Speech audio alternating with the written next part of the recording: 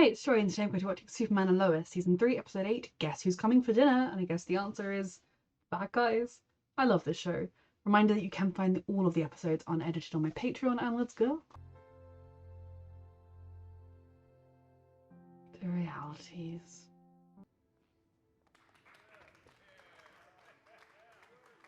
Oh, he's a bit young, isn't he, to actually do any firefighting, but... We're now officially a member of the National Junior Firefighter Program. Okay, yeah, no, I like that. Wait, seriously? This is good for him. Bless him. Seeing him smile and happy and having that spark of pride in his eyes is everything. I'll have more opportunities to meet this girlfriend of his. Oh my god, they're actually doing this. So we're really going with that it was a coincidence that his son met the guy who he killed and who he's also threatened to kill the family of daughter. Really? Like, at this point, I kind of hope Mateo is going to be like, see, Dad, I told you I was ready for the business. I hooked his daughter. Or something, which would be horrible, and I actually don't want that. Like, I don't actually want that to happen because Natalie does not deserve that in the slightest. But, you know, like, it's just a bit of a coincidence. But okay, taking the coincidence bucket, putting it to one side. You're gonna look so handsome in this. Let her love you. All day. I mean, she's still a murderer, but you know. Thank you. I love you. Does he know who his parents are?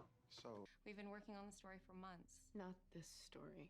Yeah, she doesn't want to break Pia's privacy, but Pia is a killer. should be in prison. It's like gossip to me. This is news that our readers want to.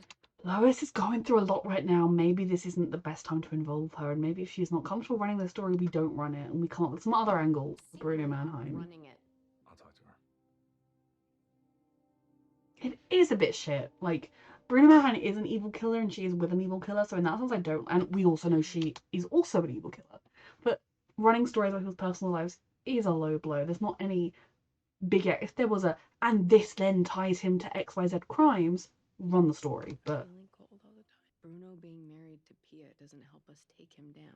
it doesn't. I agree with her on that. But you never know. He's the leader of Intergang and the biggest illegal weapons dealer. And in the Pia country. is at the very least okay with that. He's not a good guy, Lois. And if Pia married him, What, that means she can't be good either? no. Yeah. But it does mean their secrets might be a lot more dangerous now. I mean, yeah, it does mean she's not good. It means she's got, at the best, a serious lapse in judgment. This journalist, they keep digging. Keep digging, don't have to publish the article. There she is. 1 second. He seems so sweet and genuine. How do these two murderers raise such a sweet boy? Thanks. Oh, is he gonna recognize the name? This is Natalie. It is so nice to finally meet you. So we'll just keep publishing town hall stories until we can be real journalists again. Yeah, you are a small town paper. Hey, sounds to me like you're letting this disease cloud your judgment. You're starting to sound like Clark. Everyone in your life is telling you the same Agree thing. with him. Promise to stay by the truck. Watch and observe only. Let's go. Let's roll. Calling him Jordan. Jonathan, you stay by that truck. It's a good experience to see, but I don't care if you see someone in danger, you stay by the truck. Boy, you got eyes on him, Samara? Stay. They'll kick you out if you disobey orders. Well, of course. He sees his brother flying straight into the fire and saving the day when he has to stay by the truck. Think he inhaled too much smoke.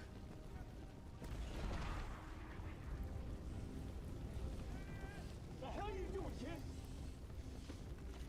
Yep. I told you to stay by the truck. I mean, he's fairly close to the truck, but yes.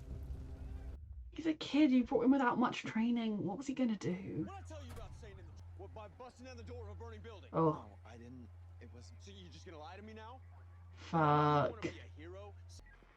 Copy. On my way. They need to give Jordan some kind of suit so people will think, oh, it's Superboy, not What? Just makes me happy to see you like this, Pumpkin. like yourself. Like yourself again. I hate agreeing with this man. Some of these. Would you say she had any less desirable qualities? We're just trying to get a really full picture of her history. I wouldn't say that about someone I liked to a reporter, even if I thought they did. was like, No loyalty from this friend. Pia has nothing in her heart. for Chrissy's business not a very good or the people of this reporter. community. You should know that by now. She may have nothing in her heart but kindness for your community, but that doesn't mean it's okay for her to kill other people in other communities. You know, they remind me of you and me when we were. Did you feel that? Oh, she's losing control of her powers. You are not have to. Yeah, I do. Natalie deserves this to be the perfect, lovely night. It should be. Because Jordan decided to leave that guy with me, so now your dad thinks I went totally rogue. I was just trying to help. Yeah, we didn't need your help. Guys, stop. Look, I'll just talk to my dad. You know you're not the How only would one you who has talk to your to say no, dad? right? I've been training for Yeah, this. I've been training too. That's not the same thing at all. Oh, why not? Because I have heat vision and you're taking coffee orders. Okay, Jordan, that was not kind. Right. Like, yeah, maybe Jonathan shouldn't have stormed in here. Jordan was just trying to help. He didn't think through the ramifications. So maybe, yeah, Jonathan should not have come in here all guns blazing, all angry, angry, angry brother. But you don't get to dismiss what he's doing just because it's not, he doesn't have superpowers like you. What I said earlier was the cancer talking.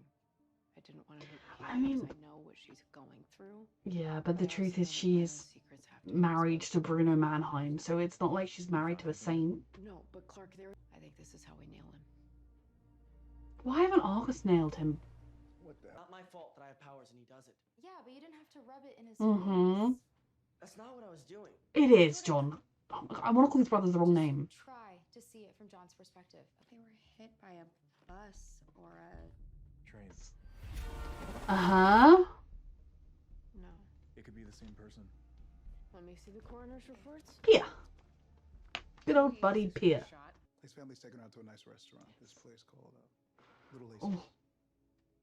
She knows. You can't be serious. Been waiting years for this moment. Oh, Natalie, I went to See, funny, John Henry is naturally going to assume this is entirely a trap, it's not a coincidence, and that it's some nefarious scheme to get him and his family. And of course he is, because have my coincidence bucket back. The hell the freaking coincidence? Oh, hey, look, your dad's here. Yeah. He didn't know. To be fair, it is a hell of a it's a fucking coincidence. Oh god. Does the boy know what his family's like? What's going on? Is this your father, Natalie? Yeah, is everything okay? Is that they're both gonna think it's some nefarious plot to get at them, aren't they? Like Mannheim's also going to think that they're using the kids. Fuck. Does Matteo know that his parents are shits? Take the kids outside. No, get off. Hey, you let go. Fuck. He's literally just here because he was worried about his daughter. Get him up. This is the man you married, Pia. You're also a murderer. Call you again. Or anyone else. Okay, that buzzing sound. Every Yeah. time I faced that sound assassin, I heard the same thing. Yeah, if it was faked. I told you to stay away. It's a coincidence, you stupid, stupid man. What I do. See, he's just such a sweet, loving guy. He loves his wife.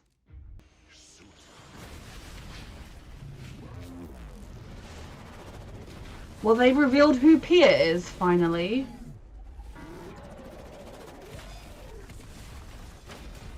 We can definitely run our story on Pia.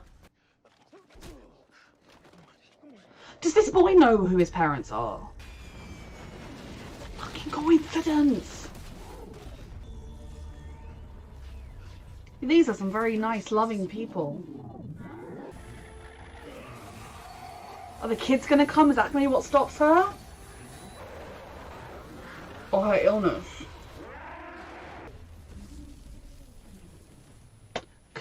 Cancer couldn't have happened to a nicer person.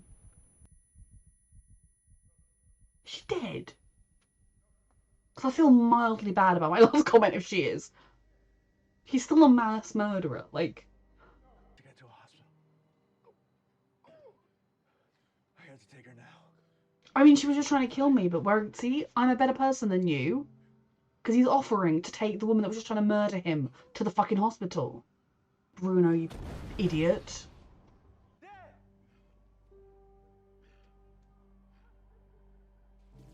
Did Mateo have any idea? Leave.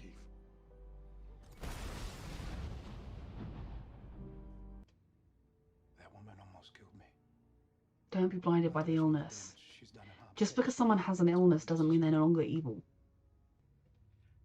I get that Lois may have bonded with her during her treatments. It's funny because it's like, if she didn't have cancer, would you be feeling sympathetic towards her at all? Or would it be like, that's a bad person? It just, I mean, I don't know. Would the fact that she loves her husband and loves her son, would that be enough for Clark to be like, no, I empathize with her. I'm not like fully, but is it just simply she has cancer, Lois has cancer, the two things merge? Because she's killed a lot of people. She has tried to kill both of them. She tried to kill Lana. Like, she has killed a lot of people. Just because she has cancer, I don't suddenly think it doesn't matter that you kill people. I do think there should be like supervised visitation for her family and stuff like that. I'm not like a monster, but I you know, she was literally just trying to kill people with cancer. If you hadn't arrived, she would have killed John Henry with cancer. She's a bad person. She is. You need to remember that. Their ultimate aims may have been okay, but like the way they've gone about getting them, they became bad people, even if they didn't start bad people. That's all I saw. Okay. Did they find proof? But I really shouldn't have said that stuff. Yes. Doesn't matter. Congratulations, Superboy. They're on to you. I think if you've missed Cushing, etc., get back to this. Give Jonathan another chance. If he keeps disobeying orders, because at this point, all he did was walk over to somebody who was hurt. Which, yeah, he should have stayed by the fire truck. He should have yelled, "Something over here! Come look!" But give him another chance. He's a kid. He's doing his best. You certainly know what it's like to make fucking mistakes. But you could never see him again. You gotta understand. Romeo and It's Juliet. not his fault. He didn't know either. Are you serious? No. But Natalie, right now, it's the night everything's happened. Things are very fresh. With a little bit more time, maybe with more understanding of who Mateo is and what he's like and how things go, things may change. But another thing is forbidding someone to see someone when they, especially when she thinks like he doesn't know anything, he's innocent, and I think he didn't seem to know much, isn't going to help. She's going to want to see him. It's not going to stop her even. The truth is, every person, There's no way you could have known about Pia. every villain you faced will have had a kind side. Every villain you faced would have had a chance to talk to someone. I think we put Lex Luthor in prison for a crime he didn't commit. Fuck. I mean, look, honestly, leave him there. Like, I'm obviously a huge advocate for, like, not forcibly imprisoning people and for the justice system, and I hate dirty policing and everything. But when you have a supervillain on the scale of Lex Luthor, it's almost like you caught him on tax evasion. Just go with it. That's a brilliant concert. The little one could be boogieing with him. I know she wasn't paid to be in this episode, but he's found out everything. Mateo's choices from this point onwards are going to be very interesting. And I actually feel really sorry for him. I still in my bucket, but the kids are innocent in all of this. And poor Mateo potentially just found out his parents are evil people. Oh god, I almost forgot they still had him. Oh lord. You got really shit timing, Bizarro Superman. Okay, this was an excellent episode. If I can put that aside, and like coincidences do happen, so I'm not actually that hung up on it. It just is a very big coincidence. But no, I do feel very sorry for Mateo. I think from the way he was reacting, he didn't seem to know his parents were evil people, like criminally people. He seemed to just think they were the great people who'd helped his community, you know, I suppose like all the kind of pretty side of who they are without the bad side of who they are. And the bad side of who they are is terrible. It's not like they just did a little bit of a con or they scammed someone or they got lucky or, you know, they took advantage of a business going bankrupt and bought it cheap and then, I don't know, you know, sort of somewhat dodgy things, but things that you can kind of be like, well, the greater good outweighs it. And their evil is evil. So if he has just found out the true scale of his, like, did he know every single person in that restaurant was a security person with a gun? to try and stop any bad people that came. It definitely, as a character, it's going to be interesting to see where they go with Mateo from here, because thus far he has been perfect shiny boyfriend, and he seemed too good to be true. Now, if he truly was clueless about the scale of who his parents are, and also even if he kind of had a rough idea but didn't know how bad it was, if he chooses to break away from them, I will support him fully. If he's like, hey dad, I want to be a killer too, we will be sending that boy to a place where he can get a lot of therapy away from Natalie. But for John Henry, he is saying, I forbid you to see him ever again. As he never read any books. Like, Natalie is immediately going to be like, but Mateo didn't know, my sweet boy, he didn't know, I must go to him. Because if Mateo truly didn't know, whereas sitting down with Natalie, which I'm hoping with this show probably won't happen, once tempers have cooled a bit, once the revelation isn't quite as fresh, he could sit down with her and say, look, I know you really like him, and maybe he is the sweet boy he seemed to be. Maybe he didn't know. But do you understand, like, this right now, given who his parents are and the fact that they have threatened our family, you can't see him. It just isn't going to work. Maybe it will in the future, sweetheart. And I'm so sorry. Like, kind of that kind of conversation with her, rather than just, you're forbidden to see that boy ever again. Give me your phone. Rah! It's going to make her want to act out more. But no, my heart is broken for the kids because they both seem genuinely clueless. Definitely.